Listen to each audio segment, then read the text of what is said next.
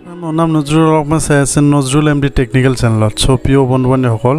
আজি আপোনালোকক মই প্ৰিভিয়াছ যিবিলাকৰ কুৱেশ্যন পেপাৰ আছিলে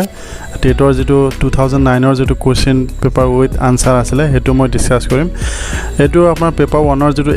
এলপি যিটো সিলেবাস আছিলে হেতু কভাৰ কৰিম ইয়াতে আপোনাৰ পাঁচটা চাইল্ড ডেভেলপমেন্ট পেডাগজি আছে language 1 language 2 mathematics and environmental science এই পাঁচটাৰ বিষয়ে মই ডিসকাস কৰিম আজি তো এটাকে এটা হেৰিত কভাৰ নহব কাৰণ ভিডিওটো বহুত লং হৈ যাব মই এটা ভিডিও বনাম মই চাইল্ড ডেভেলপমেন্ট এণ্ড পেডাগজিত এটা ভিডিও বনাম আৰু মানে পাঁচটা ভিডিও হৈ যাব সো ইয়াৰ যেটো প্ৰিভিয়াস কোৱেশ্চন উইথ আনসাৰ আছিলে হেতুৰ বিষয়ে মই ডিসকাস কৰিম 2009 ৰ আনসাৰ কি সো বলক আজিৰ ভিডিওটো আৰম্ভ কৰো সো আপোনালোকে দেখা পাইছে পাৰ্ট 1 ৰ চাইল্ড ডেভেলপমেন্ট এণ্ড পেডাগজিত ইয়াৰে আপোনাৰ 30টা কোৱেশ্চন আছে কোৱেশ্চনৰ আনসাৰৰ বিষয়ে মই ডিসকাস কৰিম ইয়াতে আপোনাৰ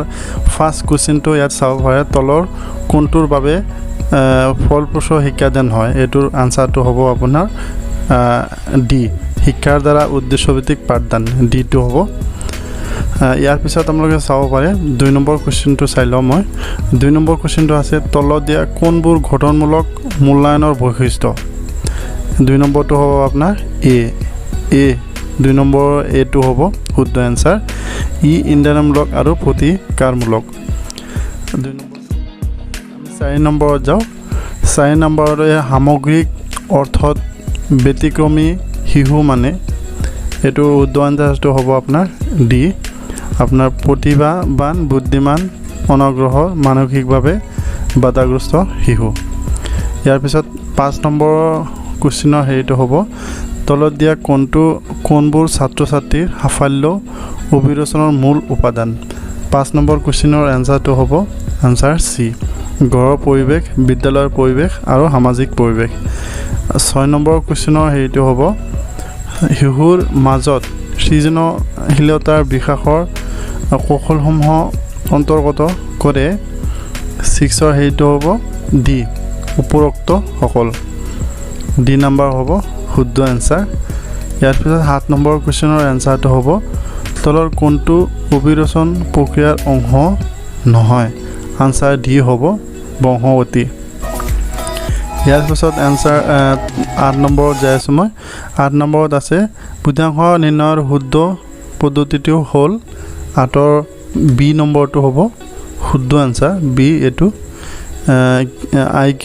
is equal to মানসিক বয় বাই কালক্ৰমিক বয় into 100 ইয়াৰ পিছত আমাৰ 9 নম্বৰত যাই আছো মই 9 নম্বৰত আছে ধীৰগতিৰ শিক্ষাৰুতৰ শ্ৰেণীকোঠাত বিভিন্ন ধাৰণাবোৰ মূৰ্তি কৰিবলৈ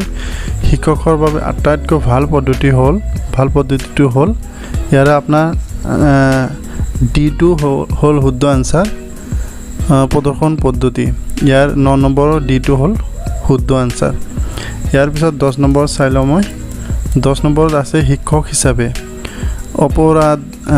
প্ৰবণ শিশুসকলক অভিৰোচনৰ বাবে তলত দিয়াবৰ কোনটো আটাইতকৈ ভাল উপায় ইয়াৰ আপোনাৰ শুদ্ধ আনসাৰটো হ'ব এ বিদ্যালয়ত খেলা-ধূলাৰ বাবে পৰ্যাপ্ত সুযোগ প্ৰদান কৰা ইয়াৰ পিছত 11 নম্বৰত যাওঁ মই 11 নম্বৰত আছে স্থিৰীকৰণৰ ধাৰণা তলৰ কোনটো তলৰ মূল উপাদান ইয়াৰ শুদ্ধ আনসাৰটো হ'ল 11 ডি শিক্ষণৰ ভুল আৰু প্ৰচেষ্টাযুক্ত ইয়াৰে 11 নম্বৰৰ ডি নম্বৰ শুদ্ধ ইয়াৰ পিছত মই 12 নম্বৰত যাওঁ মই 12 নম্বৰত দিয়া আছে শিক্ষণৰ প্ৰকল্প পদ্ধতিত শিক্ষকৰ ভূমিকা ইয়াৰে আপোনাৰ সিটো হ'ল শুদ্ধ আনসাৰ বন্ধু দাৰ্শনিক আৰু নিৰ্দেশক তাৰ পিছত মই তলৰ 13 নম্বৰত যাই আছো মই 13 নম্বৰ তলত দিয়া তালিকাৰ পৰা বহুমুখী ব্যক্তিত্বৰ বৈশিষ্ট্য বাছি উলিওৱা ইয়াৰ আপোনাৰ 13 নম্বৰৰ শুদ্ধ আনসাৰটো হ'ব বি সদায় চিহ্নমগ্ন অৱস্থাত পোৱা যায় আপোনাৰ 14 নম্বৰত যাই আছো মই 14 নম্বৰৰ মনোবিজ্ঞানৰ মতবাদসমূহ আৰু সেইবোৰৰ সমৰ্থকসকলৰ তালিকাত তলত দিয়া হৈছে আপোনাৰ বি টো হ'ল আপোনাৰ কাৰেক্ট আনসাৰ ইয়াতে আপুনি চাব পাৰে এ এইটো শুদ্ধ আনসাৰ মানে 2 3 4 1 ইয়াতে চাব পাৰে আপোনালোকে চাই ল'ব মই এইবিলাক নপঢ়ো কাৰণ ভিডিওটো বহুত লং হৈ যাব আপোনাৰ 14 শুদ্ধ আনসাৰটো হ'ল বি ইয়াৰ পিছত মই 15 নম্বৰত যাম মই 15 নম্বৰত 15 দিয়া আছে হিখনৰ সক্ৰিয় উত্তৰ স্তৰৰ তলৰ কোনটো কাৰ্য কৰা নহয় ইয়াৰ শুদ্ধ আনসাৰটো হ'ল ডি শৈক্ষিক উদ্দেশ্যৰ নিৰ্ধাৰণ ইয়াৰ পিছত মই 16 নম্বৰত যাম 16 নম্বৰৰ মাছৰ অভিৰোচনৰ তত্ত্বমতে তলত দিয়া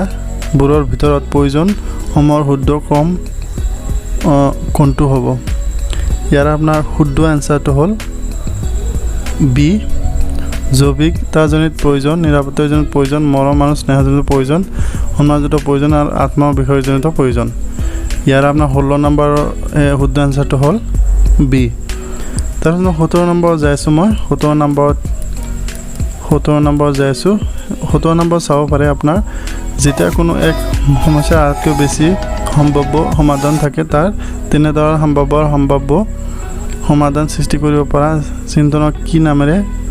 জনা যায় ইয়াৰ শুদ্ধ আনসাৰটো হ'ল বি অপৰাশী চিন্তন তাৰপিছত মই 18 নম্বৰ যাইছোঁ মই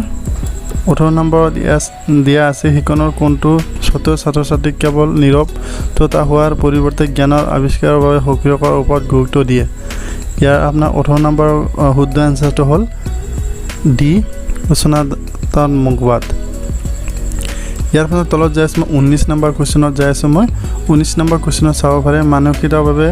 স্বাস্থ্যৱান শিক্ষকসকলে তলৰ কোনটো বৈশিষ্ট্য প্ৰদৰ্শন কৰে ইয়াৰে 19 নম্বৰ কুৱেশ্যনৰ শুদ্ধ আনসাৰটো হ'ল সি ইয়াতে আপুনি চাব পাৰে চি ডি ই আপোনাৰ চি ডি ই এইকেইটা হ'ল শুদ্ধ আনসাৰ শুদ্ধ চাব পাৰে পঢ়ি চাব পাৰিব পিছত চাব আপুনি চ' ইয়াৰ পিছত মই 20 নম্বৰ যাই আছোঁ 20 নম্বৰত আপোনাৰ 20 নম্বৰ দিয়া আছোঁ সৃজনশীলতাৰ স্তৰত কোন বিকাশ কৰিছিল ইয়াৰ 20 নম্বৰৰ শুদ্ধ আনসাৰটো হ'ল ডি এইটো ডিটো হ'ব শুদ্ধ আনসাৰ তাৰপিছত মই 21 নম্বৰ যাই আছোঁ 21 নম্বৰত কি আছে 21 নম্বৰত আছে মহানাটক প্ৰিয় হৈছে ইয়াৰে আপোনাৰ শুদ্ধ আনসাৰটো হ'ব 21 নম্বৰ শুদ্ধ আনসাৰটো হ'ব চি এক প্ৰকাৰৰ চাইৰোথেৰাপি ইয়াৰ পিছত মই 22 নম্বৰ যাই আছোঁ 22 নম্বৰত কি আছে শ্ৰেণীকোঠাত শিক্ষক পাঠদান ফলপ্ৰসূভাৱে সম্পাদন কৰিবলৈ ছাত্ৰ ছাত্ৰীৰ প্ৰাৰম্ভিক মনোযোগ আহৰণ কৰিব লাগে এই ক্ষেত্ৰত শিক্ষণৰ তলত কোনটো নীতি প্ৰয়োগ হৈছে 22 নম্বৰৰ শুদ্ধ আনসাৰটো হ'ব আপোনাৰ এ প্ৰস্তুতিৰ নীতি তাৰপিছত 23 নম্বৰ যাই আছোঁ মই 23 নম্বৰত কি আছে শিক্ষণৰ বক্তৃতা প্ৰদান পদ্ধতি 23 নম্বৰৰ শুদ্ধ আনসাৰটো হ'ল আপোনাৰ শিক্ষক কেন্দ্ৰিক এ কুৱেশ্যন নম্বৰ এ শুদ্ধ আনসাৰ 23 নম্বৰৰ ইয়াৰ পিছত 24 নম্বৰ যাই আছোঁ মই এজন নেতা হিচাপে শিক্ষকজন 24 নম্বৰত আছে ইয়াৰ শুদ্ধ আনসাৰটো হ'ব আপোনাৰ গতিশীল হ'ব লাগে ইয়াৰে ডি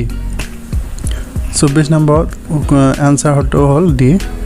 ইয়াৰ পিছত 25 নম্বৰ যাই আছোঁ মই 25 নম্বৰত আছে অনুশীলনৰ নীতিয়ে গুৰুত্ব দিয়ে ইয়াৰে 25 নম্বৰৰ শুদ্ধ আনসাৰটো হ'ব আপোনাৰ চি যিমান দূৰ পাৰে বিফলতা পৰিহাৰ কৰাত ইয়াতে 25 নম্বৰৰ শুদ্ধ আনসাৰটো হ'ল চি তাৰপিছত 26 নম্বৰত যাই আছোঁ মই 26 নম্বৰত চাব পাৰে আমাৰ পিয়াজৰ বিভাগৰ স্থিতি তলৰ কোনটো প্ৰগ্ৰামত বিভাগৰ স্তৰসমূহ শুদ্ধ পৰ্যায়ক্ৰম ইয়াৰে আপোনাৰ শুদ্ধ আনসাৰটো হ'ব 26 নম্বৰৰ শুদ্ধ আনসাৰটো হ'ব এটো হ'ব 26ৰ এটো হ'ব শুদ্ধ আনসাৰ সংবেদনশীলৰ পৰ্যায় আপোনালোকে পঢ়ি চাব পিছত ইয়াৰ পিছত মই 27 নম্বৰত যাই আছোঁ 27 নম্বৰৰ শিশু মনোবিজ্ঞানৰ পিতৃ কোন আছিলে এইটো আপোনাৰ 27 নম্বৰৰ শুদ্ধ আনসাৰটো হ'ব এটো হ'ল শুদ্ধ আনসাৰ শিশু মনোবিজ্ঞানৰ পিতৃ কোন কুৱেশ্যন নম্বৰ এটো হ'ব শুদ্ধ আনসাৰ ইয়াৰ পিছত তলত 28 নম্বৰ যাই আছোঁ শিক্ষণৰ অনুভূতিৰ ক্ষেত্ৰত স্তৰসমূহৰ শুদ্ধ ক্ৰমটো কি 28 নম্বৰৰ শুদ্ধ আনসাৰটো কি হ'ব এটো হ'ব শুদ্ধ এনচাৰ গ্ৰহণ কৰা প্ৰতিক্ৰিয়া মূলৰ আৰোপ কৰা সংগঠন আৰু বৈশিষ্ট্যসমূহ ইয়াৰে হ'ব আপোনাৰ শুদ্ধ এনচাৰ ইয়াৰ পিছত আপোনাৰ 29ত 29ত যাই আছোঁ মই 29 নম্বৰত আছে বুদ্ধিৰ স্তৰসমূহ আৰু স্তৰত আগবঢ়োৱা ব্যক্তিৰ নাম তলত দিয়া হৈছে ইয়াৰ 29 নম্বৰৰ শুদ্ধ এনচাৰটো কোনটো হ'ব শুদ্ধ এনচাৰটো হ'ব আপোনাৰ ডি টো মানে এইটো ডি ইয়াতে আপোনাৰ 2 1 আপোনাৰ ইয়াতে আছে 4 3 এইকেইটা মিলাই চাব আপোনালোকে শুদ্ধ এনচাৰটো মতে ডি 29ৰ ইয়াৰ পিছত মই 30 নম্বৰ লাষ্ট যেটো আনসাৰ 30 নম্বৰ যাম 30 নম্বৰটো হেকৰ কোশ্চেন এটো ইয়াতে আপোনাৰ চাব পাৰে তলত দিয়া কোনকেইটা উক্তি শিশুৰ বিদ্যা বিভাগৰ ক্ষেত্ৰত শুদ্ধ 30 নম্বৰৰ শুদ্ধ আনসাৰটো হ'ব আপোনাৰ আনসাৰটো ডি হ'ব শুদ্ধ answer B and C B আৰু সি ডি টো হ'ব শুদ্ধ আনসাৰ বি আৰু সি টো হ'ব আপোনাৰ শুদ্ধ সো আজিৰ হেৰিটো কমপ্লিট হৈ গ'ল পেডালজিৰ হেৰিটো কমপ্লিট হৈ গ'ল ইয়াৰ পিছত language one language two environmental science আহিব সো আজিৰ ভিডিওটো ইমানে আছিলে নেক্সট মই ডিসকাস কৰিম ল্যাঙ্গুৱেজ 1 2 আৰু আপোনাৰ কি আছিলে environmental science mathematics so thank you so much